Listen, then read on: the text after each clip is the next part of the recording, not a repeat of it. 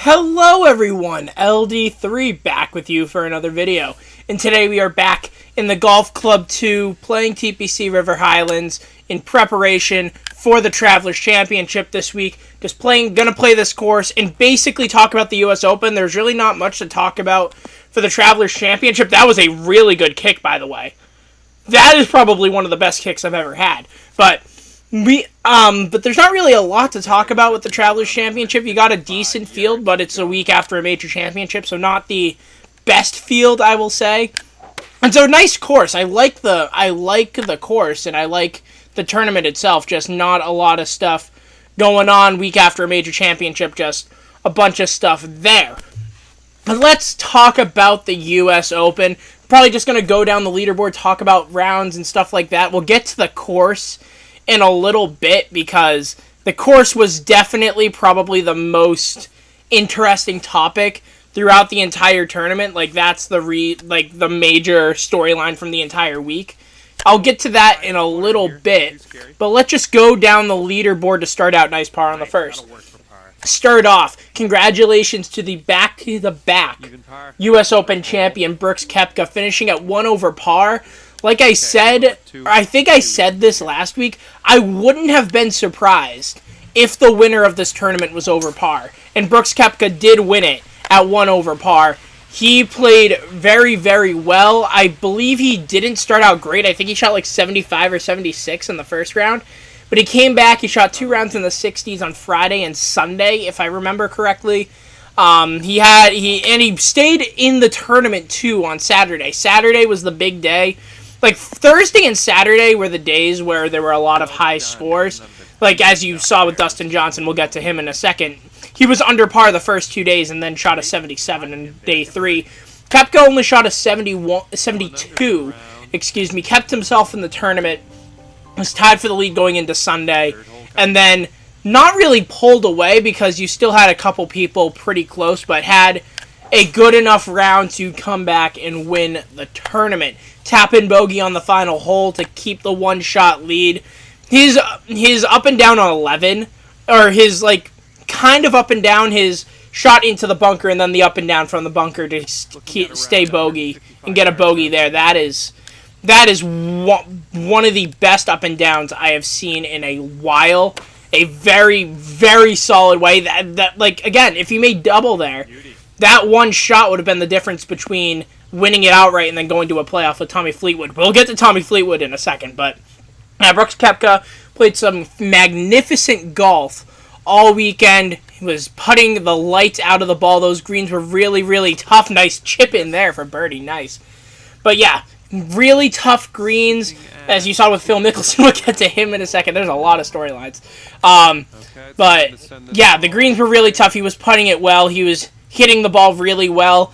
I said a longer hitter might have an opportunity to win this week. Brooks Koepka, definitely one of the longer hitters on tour, was keeping it up with Dustin Johnson in that second-to-last group on Sunday. They were just going back and forth, sharing long drives. They were really next to each other, within 2 or 3 yards of each other every single time. So they were both hitting it really well.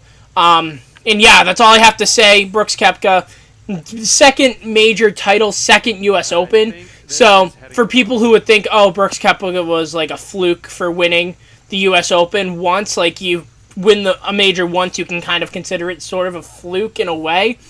Like, it's not really like a deserving major champion. But then you get back-to-back U.S. Open titles, you hold the lead Sunday, you win on a historic U.S. Open course where, again, over par won the tournament. You won the U.S. Open in 2 very different ways, but trying to go low and then struggling on in the final round. I think he is definitely considered one of the best players in the world now. He should be considered one of the best players in the world currently on tour. So the multiple major titles, of course, and then you got the likes of, the way he plays. He hits it long, he putts well, his short game is definitely above average. He can definitely be considered one of the best players in the world now, and I can say that with a lot of confidence too. So, congratulations to him.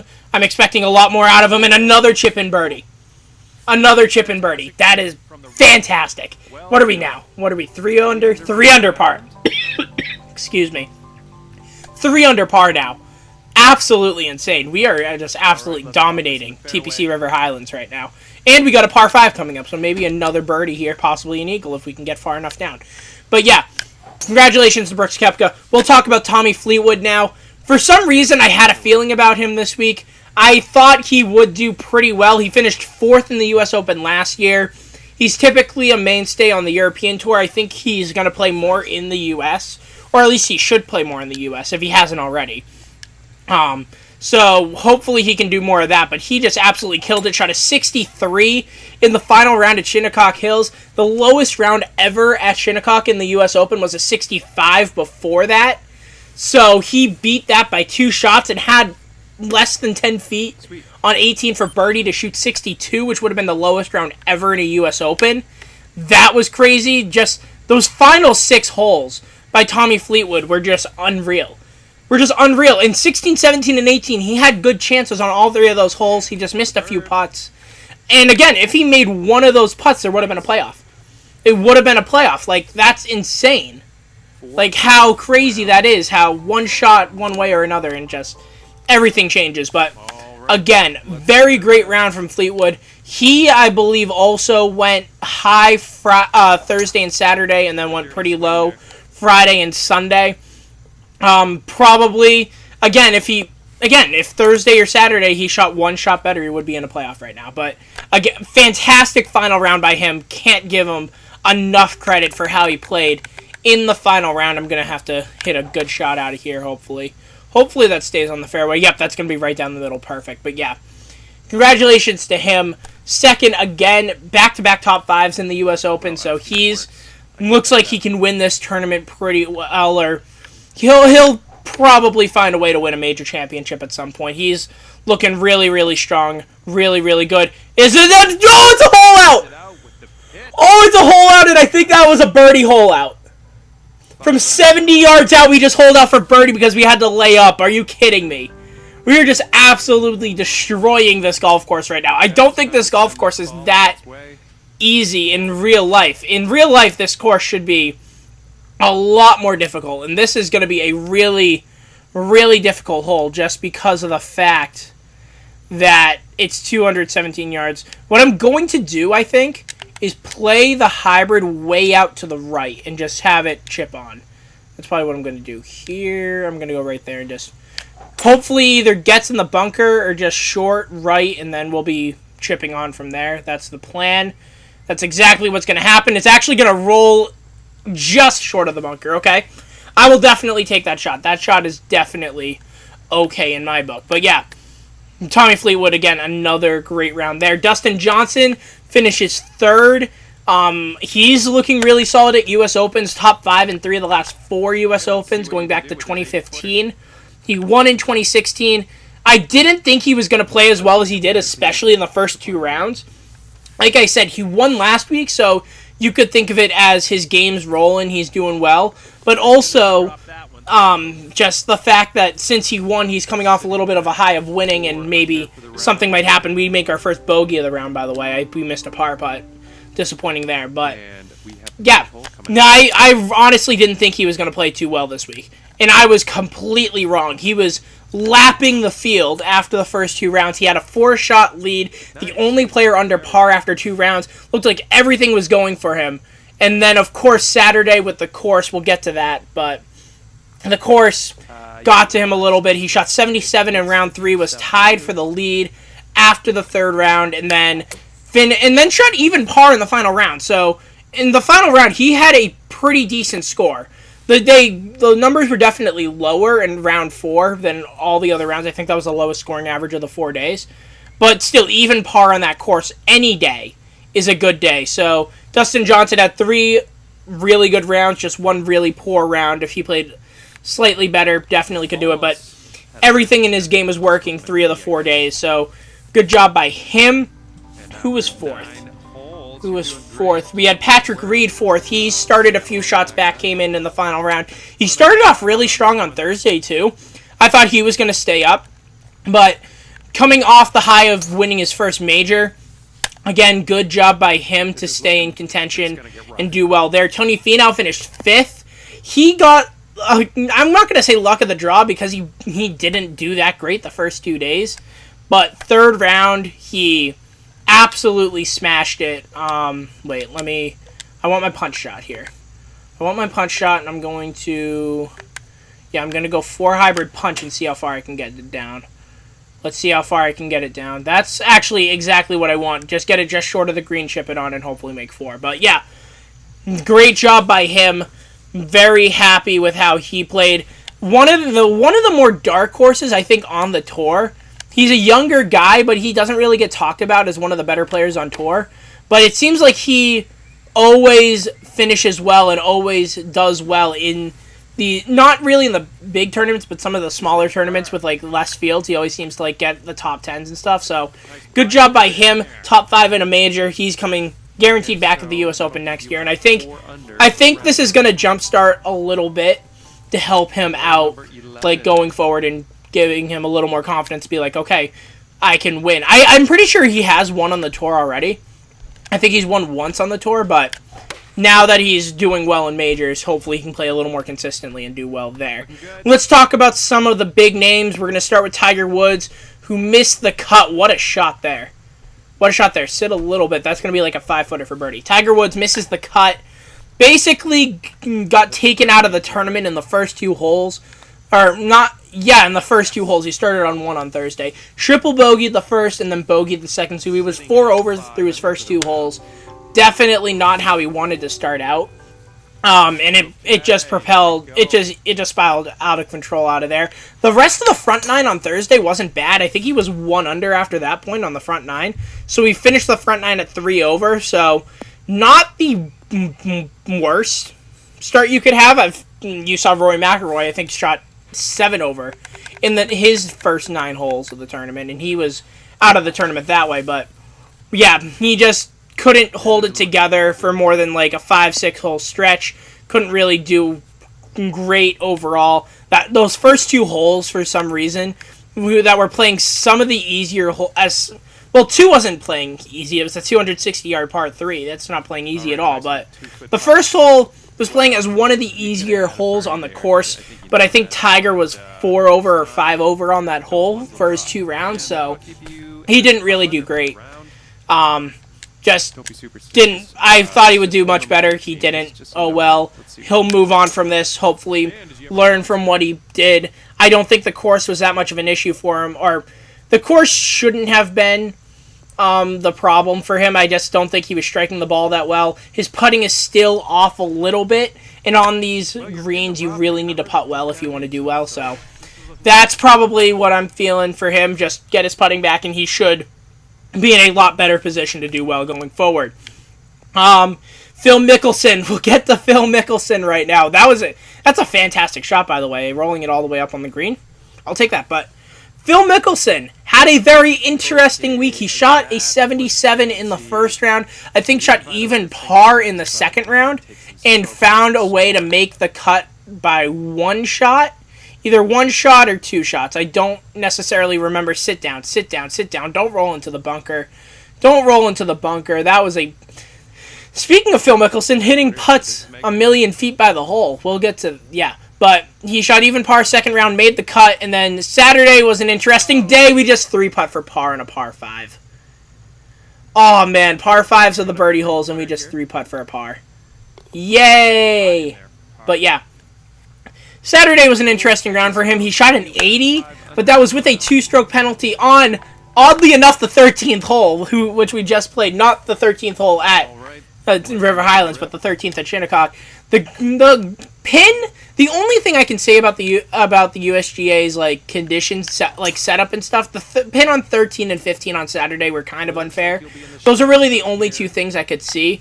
13, basically, when the greens dried out, it turned into a little mountain around the hole. So you think the putt's going uphill, but then once it gets past the hole, it's going straight downhill. And that's what happened with Phil's putt. Of course, he hit it too hard. You can't say he didn't hit it too hard, but he it rolled down there, and it was going to roll off the green and around into the back of the bunker, and he didn't want to do that, so he just decided, you know what, while it's rolling down this hill, I'm going to putt it back up and see what happens. It's a 2-stroke penalty. Technically, if you look at the rule books, he could have been disqualified for it, but I think, and maybe if it was a lesser-known golfer, they might have been disqualified, but, like, the way the rule book was, or the way the rule was interpreted, I'm not sure how to feel. I'm honestly not sure how to feel about it. This isn't great. This isn't a great representation of Highlands, I just realized, because there isn't water on the left, but oh well. But yeah. Phil, should he have been disqualified? Maybe. Do I really care that much? No. It was a pretty relatable thing when you think about it. Like, if you go out on the weekends and just play golf regularly, you see a putt go by the hole, you get frustrated, you just tap it back while it's still going by the hole. Like, I know it was a much different situation. It was going, like, rolling off the green. It's in the U.S. Open, all that stuff. But I honestly didn't care too much that he did it. I think it was one of the more relatable things that you can think of. Is that going to go in for another chip in? Oh! Oh, that was close. That was close there. That was close. And now we're going to have a birdie putt because this is a par 5. If I did miss it that far left in, like, the real Travelers Championship, that was in the water. So I'll take it, but it should probably be a 2-shot difference than what it actually is. What is this hole? What are they doing? Oh, it's over the water. Okay, yeah, this isn't the best representation. I apologize, guys. This one, I'm not sure, but, yeah, so what was I getting back to? Oh, yeah, Phil Mickelson. He didn't apologize for it either. He's like, I knew the rule. I thought he calculated the risk, stuff like that.